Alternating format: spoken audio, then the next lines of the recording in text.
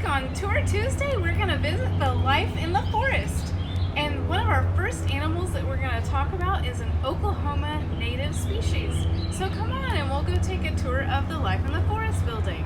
We have a lot of different animals in the Life in the Forest building where we are today, including some animals from across the globe, but we do have some native Oklahoma species. The different vegetation types in Oklahoma can dictate what kind of animals like to live there. And a lot of our Oklahoma species will live in all of those habitats. About a fourth of the state is covered in some kind of prairie or grassland.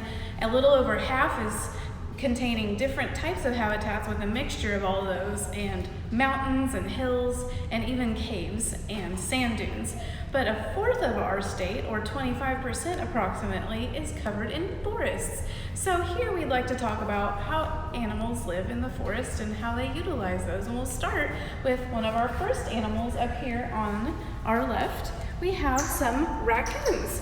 And probably the first thing that you notice about the raccoons is the thing that they're famous for, those cool bandit masks that they have that go across their eyes.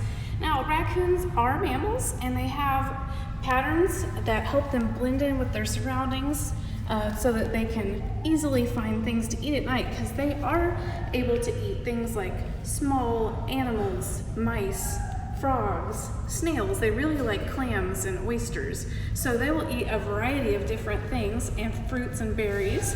And they like to blend in a little bit with their surroundings so they can be sneaky and get the food that they want. That mask is also thought to possibly block out light from their eyes because they do things during the daytime as well. And it also helps with their nighttime vision. They have really, really sensitive noses and whiskers that help them find all kinds of food, and they're thought to be very smart and inquisitive. As you can see, they do a lot of different things. They have good senses, and they can find things pretty easily, even things that are tucked into tight places. And that being said, I actually learned something new. So I like to do a lot of research, and you can too. While I was making sure I gave you the best experience, I learned that raccoons have 4 to 5 times more sensory cells on their hands. So a lot of people notice how they move their hands a lot, and they use their hands to manipulate their environment so that they can feel all kinds of things. Isn't that a cool new thing? I hope you guys really enjoyed learning about that, because I know I did. And up here on our left, though they're not a native Oklahoma species, we do have another forest mammal, and that is the northern tree shrew. Now we have a couple of tree shrews, a male and a female, and as you can see, they have a lot of trees and leafy vegetation that they can hide amongst, and they are primarily into eating herbivore food, so a lot of leaves and shoots and flowers and fruits. They will get an occasional insect or two here and there, but for the most part, they like vegetables and fruit. And although the name tree is in their name, that is a little deceiving, because there's actually one right now. I know you can see the one in the tree, but there's one crawling around on the ground, and they will come down on the ground. And you can see they have a lot of different paths that they can take within their exhibit, and that's because in the wild, their main way of avoiding predation from something that would like to make a meal out of them is that they don't generally take the same path more than a couple of times. They take different routes to throw predators off. And they have a very simple digestive system, and the food passes through, and they excrete it out rather rapidly, so they spend most of their time seeking out something to eat and foraging.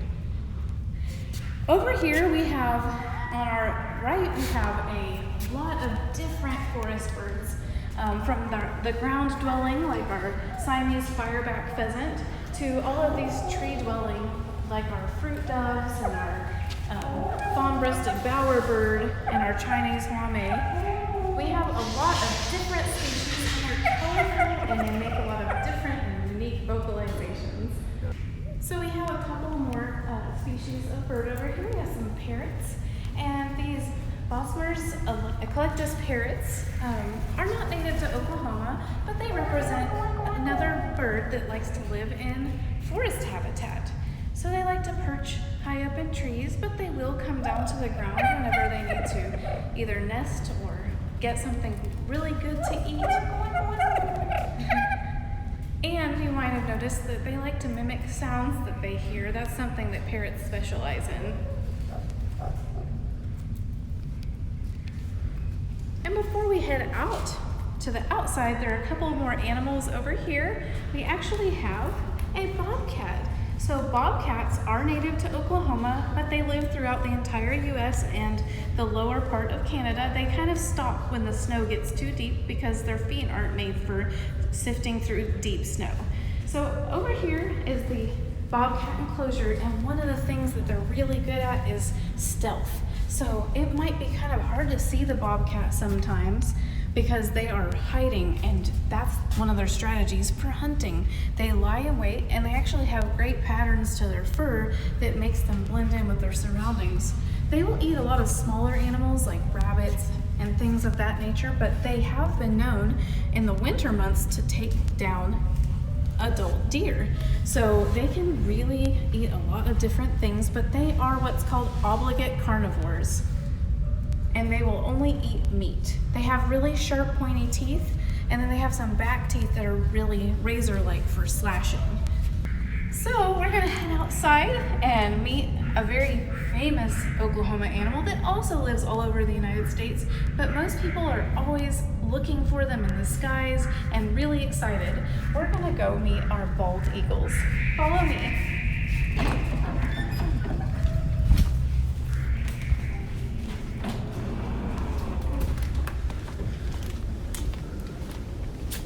So up here on the right, we have our bald eagles, and we actually know for sure that one is a male. And these eagles are special because all of our eagles here at the Tulsa Zoo were injured in the wild and deemed non-releasable, so we found a great home for them here at the zoo. Bald eagles, you might wonder why they're called bald when they have clearly got feathers on their head. Well, the word bald is thought to come from an Old English word spelled B-A-L-D-E, and it means white in Old English. So they were referring to that great white feathered cap that they have on their heads. Now, bald eagles are carnivores, and they do hunt in flight, and their primary diet is fish. They will eat some other small waterfowl and other birds and small mammals if they can, but their prime diet is still fish. Now, they have those great feathers, and they have over 7,000 feathers on their bodies, and they can move each feather independently. And just like I learned a little bit of new information about our raccoon friends, I wanted to make sure to give you guys the most fun information about these animals, and I learned something new about them too. On their feet, they actually have really rough textured scales, almost a keeled scale, and it's able to grip fish, and they're able to hold on to them in flight until they can get to a resting spot where they can consume the fish. They have really large beaks, and those beaks are great for scaling the fish, and they do scale them before they consume them. Who knew? Well, that is it for our Tour Tuesday. I want to thank you guys for meeting some of our native Oklahoma species and joining us every week. We've had a lot of fun doing this, and we couldn't do it without you, our members. So I hope you'll join us tomorrow for another story time on Wednesday. Have a good rest of your week.